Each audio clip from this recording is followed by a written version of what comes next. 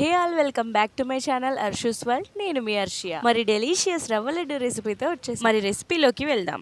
First measurement కోసం ఏదైనా ఒక కప్ తీసుకొని ఆ కప్తో 2 కప్పుల చక్కెరను మిక్సీ జార్లో వేసి 2 ఇలాచీలు వేసి పౌడర్ చేసుకొని పక్కన పెట్టుకోవాలి. ఇప్పుడు సేమ్ కప్తో 2 కప్పుల పాలు తీసుకొని మరిగించుకొని పక్కన పెట్టుకోవాలి. ఇప్పుడు స్టవ్ ఆన్ చేసి ప్యాన్ పెట్టి ఘీ వేసి ముందుగా కాజు వేసి వేయించి కాజు కాస్త కలర్ మారేటప్పుడు ఎండు ద్రాక్షను కూడా వేసి వేయించుకోవాలి. ఇంకా మన ఆప్షనల్ డ్రై ఫ్రూట్స్ని యాడ్ చేసుకోవచ్చు. స్టవ్ సిమ్లో పెట్టి వేయిస్తేనే మాడిపోకుండా ఉంటాయి. అండ్ ఇలా లైట్ గోల్డెన్ కలర్లోకి రాగానే తీసి పక్కన పెట్టేసుకోవాలి. ఇప్పుడు రవ్వని మెజర్ చేసుకుందాం. షుగర్ కోసం పాల కోసం ఏ కప్ అయితే తీసుకున్నామో అదే కప్తో 4 కప్పుల రవ్వను తీసుకోవాలి. అండ్ ఇప్పుడు డ్రై ఫ్రూట్స్ వేయించి తీసుకున్న అదే ప్యాన్లోనే ఇంకొంచెం ఘీ వేసి రవ్వను వేసి వేయించుకోవాలి.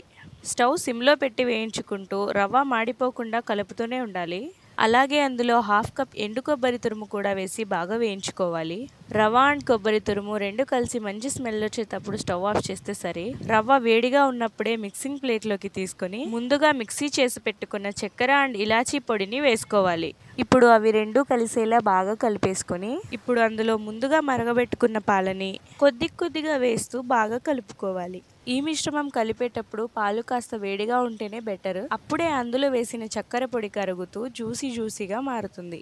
అలాగే ఘీలో వేయించుకున్న డ్రై ఫ్రూట్స్ని కూడా ఇందులో వేసి కలిపేసుకోవాలి. ఈ మిశ్రమం వేడిగా ఉన్నప్పుడే లడ్డూలు చేసుకొని పెట్టుకోవాలి. కాస్త చల్లారితే లడ్డు చుట్టడానికి రాదు. అంతే, డెలీషియస్ రవ్వ లడ్డు రెడీ.